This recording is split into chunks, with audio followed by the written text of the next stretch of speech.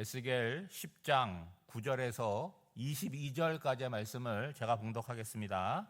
내가 보니 그룹들 곁에 네 바퀴가 있는데 이 그룹 곁에도 한 바퀴가 있고 저 그룹 곁에도 한 바퀴가 있으며 그 바퀴 모양은 황옥 같으며 그 모양은 내시꽃 같은데 마치 바퀴 안에 바퀴가 있는 것 같으며 그룹들이 나아갈 때에는 사방으로 몸을 돌리지 아니하고 나아가되 몸을 돌리지 아니하고 그 머리 향한 곳으로 나아가며 그 온 몸과 등과 손과 날개와 바퀴 곧 네 그룹의 바퀴의 둘레에 다 눈이 가득하더라. 내가 들으니 그 바퀴들을 도는 것이라 부르며 그룹들에게는 각기 네 면이 있는데 첫째 면은 그룹의 얼굴이요 둘째 면은 사람의 얼굴이요 셋째는 사자의 얼굴이요 넷째는 독수리의 얼굴이더라. 그룹들이 올라가니 그들은 내가 그발 강가에서 보던 생물이라. 그룹들이 나아갈 때는 바퀴도 그 곁에서 나아가고 그룹들이 날개를 들고 땅에서 올라가려 할 때에도 바퀴가 그 곁을 떠나지 아니하며 그들이 서면 이들도 서고 그들이 올라가면 이들도 함께 올라가니 이는 생물의 영이 바퀴 가운데에 있음이더라. 여호와의 영광이 성전 문지방을 떠나서 그룹들 위에 머무르니 그룹들이 날개를 들고 내 눈앞에 땅에서 올라가는데 그들이 나아갈 때에 바퀴도 그 곁에서 함께 하더라. 그들이 여호와의 전으로 들어가는 동문에 머물고 이스라엘 하나님의 영광이 그 위에 덮였더라. 그것은 내가 그발 강가에서 보던 이스라엘의 하나님 아래에 있던 생물이라. 그들이 그룹인 줄을 내가 아니라. 각기 내 얼굴과 내 날개가 있으며 날개 밑에는 사람의 손 형상이 있으니 그 얼굴의 형상은 내가 그발 강가에서 보던 얼굴이며 그 모양과 그 몸도 그러하며 각기 곧게 앞으로 가더라. 아멘. 우리들을 포함해서 사람들은 대부분 자기 입장에서 세상을 보고 그렇게 생각을 합니다. 그런데 사람이 나이가 들어가고 철이 들으면 생기는 유익이 있습니다. 그것은 내 입장에서 조금 벗어나서 다른 사람의 입장, 다른 면을 보게 되는 거죠. 그렇게 되면 이해심이 좀 생기게 되고 마음이 좀 너그러워질 수 있습니다. 예를 들면 자녀된 자들은 부모에게 효도해야 된다는 것을 다 알고 있습니다. 그 효도라는 말을 보다도 부모에게 잘해야겠다는 마음을 갖고 있어요. 그런데 문제는 뭐냐? 그날이 오늘이라고 생각하지 않는 거죠. 먼 훗날 어느 특정한 시기에 물질로서 부모를 효도해야겠다 그런 마음을 갖고 있는 거죠. 그러니까 오늘은 어떻게 살아가는 거예요? 그날이 아니니까 나 중심적으로 이기적으로 살아가는 거죠. 오늘 충분히 부모를 기쁘게 할 수 있는 기회가 있음에도 불구하고 그 기회를 언제로 유보하는 것입니까? 먼 미래로 유보하게 되는 거죠. 여기에 두 개의 문제가 있는 것이죠. 하나는 뭡니까? 그때가 정해져 있지 않으니까 자꾸 유보가 되는 거예요. 나중에 되는 거고, 또 하나는 부모가 그때를 기다려주지 못한다는 거죠. 그러니까 진정한 효도, 부모에게 잘한다라고 하는 것은 먼 훗날 어느 특정한 시점에 잘하는 것이 아니라 오늘 할 수 있는 것을 하는 거죠. 부모님 앞에 밝게 살아가는 것이고, 공손하게 대답하는 거, 그런 것이겠죠. 여러분, 신앙생활도 마찬가지라는 거예요. 하나님과 나의 관계를 생각할 때 우리는 언제나 나중심적으로 생각하잖아요. 하나님은 어떤 존재라고 생각하는 거예요? 언제나 나를 도와주시는 분으로만 여기게 되는 거죠. 나를 향한 하나님의 계획, 섭리들 이런 것들은 생각하지 않는 거예요. 오늘 나의 필요를 하나님이 채워주시면 하나님이 좋은 것이고 그렇지 않으면 별로 안 좋은 것이죠. 그래서 인생을 살다 보면 우리가 소위 생각하는 성공을 할 때가 있습니다. 그리고 실패를 할 때가 있죠. 여러분, 성공하면 어떻게 돼야 됩니까? 하나님께 감사하고 겸손해져야 되겠죠. 실패하면 어떻게 됩니까? 그 실패를 통해서 하나님을 더 의지하고 그 다음 단계로 나아가는 계기를 삼아야 되는 거예요. 그런데 그런 게 없으면 성공하면 어떻게 되는 거예요? 교만해지는 거예요. 실패하면 어떻게 됩니까? 세상을 다른 것처럼 낙심하게 되는 거죠. 이스라엘 백성들이 갖고 있던 착각이 뭐였었냐? 하나님은 정적인 분이시고 고정되어 있다라고 생각을 한 거죠. 그러니까 자신들이 정성을 다해서 지은 성전 그 안에만 하나님이 항상 계시다라고 생각을 합니다. 그러니까 뭐 하는 거예요? 그곳에 정기적으로 찾아가서 하나님이 좋아하실 만한 제물을 드리는 거죠. 그리고 나의 소원을 이루어달라고 기도하지만 정작 일상의 삶을 살아갈 때는 하나님 앞에 살아간다는 걸 잊어버리는 거죠. 잊어버리니까 어떻게 살아갑니까? 내 눈에 좋은 대로 내 욕심을 따라서 살아가는 거죠. 하나님과 인격적이고 친밀한 관계를 맺는 것을 실패하고 마치 나를 지켜주는 수호천사쯤으로 여기게 되는 거예요.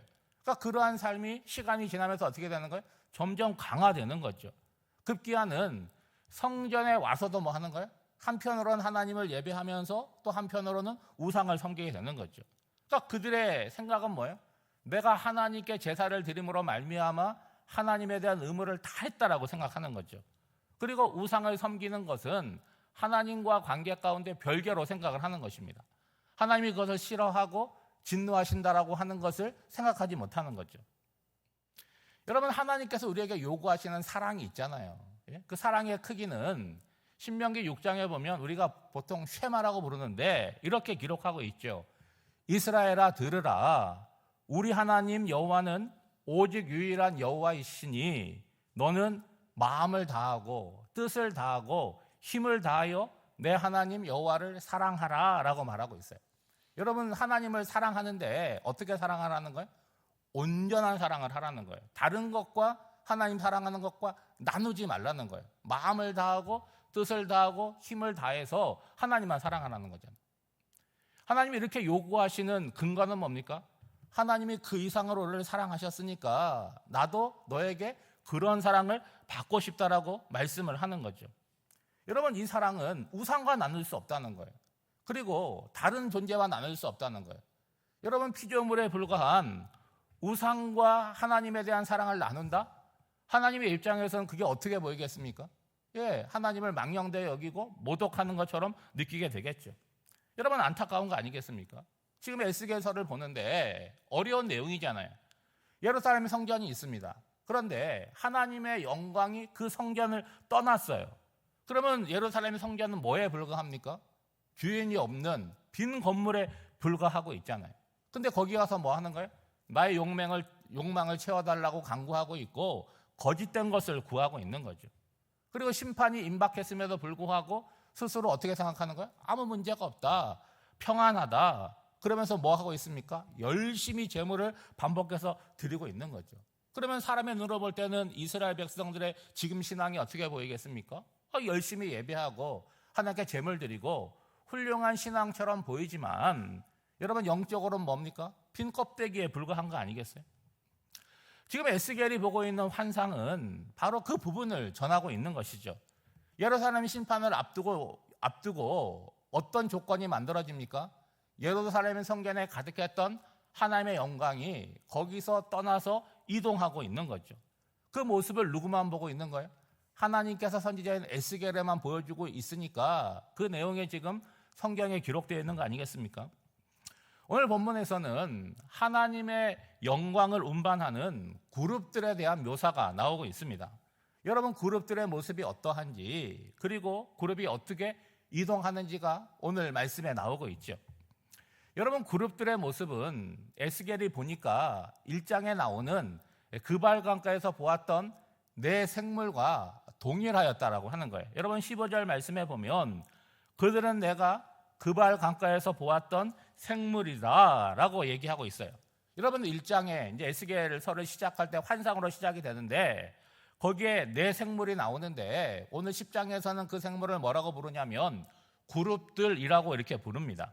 여러분, 1장에 보면 네 생물은 이게 네 면이 있잖아요. 그 네 면의 모습을 이렇게 기록합니다. 한 면은 사람의 얼굴을 갖고 있고 두 번째 면은 사자, 세 번째 면은 소, 네 번째는 독수리 이렇게 되어 있어요. 근데 오늘 이 10장에 보면 그룹들의 모습 가운데서 소의 형상이 빠져 있고 대신 그룹의 형상이다라고 얘기하고 있어요. 그러니까 이 그룹의 형상을 우리가 본 적은 없지만 소의 형상과 비슷하겠구나라는 생각을 할 수 있지만 정확하게 표현하자면 천상의 존재임을 표현하고 있는 거죠. 그리고 이 그룹의 모양은 어떻게 되어 있느냐? 바퀴가 달려 있다는 거예요.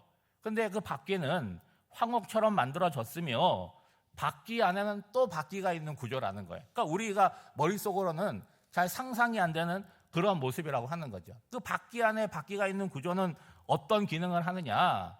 그룹이 이렇게 이동하려고 할 때 자동차처럼 오른쪽으로 가려면 오른쪽으로 바퀴를 틀고 왼쪽으로 바퀴를 틀고 그럴 필요가 없다는 거예요. 이렇게 내면이 있으니까 그 얼굴이 가고자 하는 방향으로 바퀴 움직이지 않고 그 면으로 가면 되는 구조라는 거죠. 그리고 바퀴를 포함해서 그룹 전체에는 눈들이 달려 있다는 거예요. 수많은 눈들이 달려 있다는 거죠. 여러분, 눈의 기능이 뭡니까? 보는 거 아니겠어요? 그러니까 많은 눈이 달려 있다라고 하는 것은 여러분, 모든 것을 보시는 전능하신 하나님의 눈이라고 할 수 있겠죠. 그러면 그룹들의 구조를 보면 동서남북의 얼굴이 있잖아요. 그러니까 동서남북을 일단 볼 수 있죠. 그리고 그 외의 부분에 눈이 수없이 많이 달려 있으니까 사각지대가 없이 모든 것들을 동시에 볼 수 있는 구조라는 거예요. 그리고 바퀴가 달려 있고 또 뒷부분에 보면 날개도 있으니까 빠르게 달려갈 수도 있고 심지어는 하늘을 날 수도 있다는 거예요. 여러분, 16절과 17절을 보면 그룹들이 어떻게 이동하고 움직이는지를 상세하게 설명하고 있습니다. 앞서서도 말씀드렸지만 바퀴가 있으니까 사방으로 마음대로 갈 수 있을 뿐만이 아니라 날개가 있어서 하늘도 날 수 있다는 거예요. 그러니까 그룹과 날개가 바퀴가 한 몸이 되어서 함께 움직일 뿐만 아니라 생물의 영이 바퀴 안에 있다, 그렇게 표현하고 있습니다. 그러니까 그렇게 이동성이 갖추어진 이 그룹들이 이제 어떻게 되느냐? 원래 여호와의 영광은 어디에 있습니까? 어제도 말씀드렸지만 성전 안에는 성소와 그 깊은 곳에 지성소가 있는데 그 지성소가 그룹들이 위치하고 있고 거기에 하나님의 영광이 임했는데 이제는 그룹을 통해서 그것이 이동하는 거예요. 어디로 이동합니까? 성전 문지방으로 이동을 해서 거기에 하나님의 영광이 그룹들 위에 오르십니다. 그랬더니 그룹들이 날개를 들고 올라가고 바퀴들도 그룹을 따라서 함께 성전으로 들어가는 동문으로 움직이게 되는 거예요. 여러분, 19절 하반절에 보면 그들이 여호와의 전으로 들어가는 동문에 머물고 이스라엘 하나님의 영광이 그 위에 덮였더라. 이제 심판이 시작되기 바로 직전이에요. 그래서 하나님의 영광이 성전을 떠나는데 그 마지막으로 하나님의 영광이 성전에 나타나는 모습이라고 얘기할 수 있겠죠. 사랑하는 여러분, 이스라엘 백성들은 성전 중심의 신앙을 가지고 있었어요. 여러분, 이거는 중요하고 좋은 것이죠. 그래서 명절을 맞이하게 되면 내가 사는 곳이 어디에 있느냐, 이것과 상관없이 하나님이 명하신 명절에 예루살렘의 성전을 찾아와서 하나님께 제물을 드리며 제사를 드렸습니다. 여러분, 나라가 멸망하고 이제 바벨론으로 포로로 끌려가게 될 거 아니겠습니까? 그렇죠? 그렇게 되면 나라가 멸망했다, 오늘 내가 살아가는 삶이 고통스럽다, 이것도 문제지만 그들에게 있어서 가장 고통스러운 삶은 뭐겠습니까? 성전에 갈 수 없다는 거잖아요. 교회에 갈 수 없다는 거죠. 이방 땅에 와서 하나님을 모르는 백성들과 살아가는 것도 고통스럽지만 그 옛날 성전을 찾아갔던 그 일을 반복할 수가 없다는 거예요. 그리고 그 시점에서 간다고 할지라도 성전이 있습니까? 바벨론의 침공으로 성전이 다 무너져 버린 거예요. 그런데 지금 에스겔이 보는 환상은 뭐냐?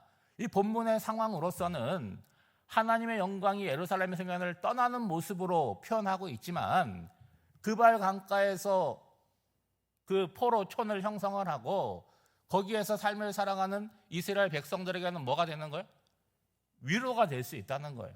우리의 허물로 멸망했지만 예루살렘의 성전에 지금도 그곳에 계시는 것이 아니라 이렇게 날개가 달려있고 그룹들이 있어서 우리가 거주하고 있는 이곳에 여호와의 영광이, 여호와의 임재가 있음을 이야기하고 있는 거죠. 그것이 바로 에스겔을 서로 시작하면서 1장에서 보았던 환상, 바로 그것을 이야기하는 거죠.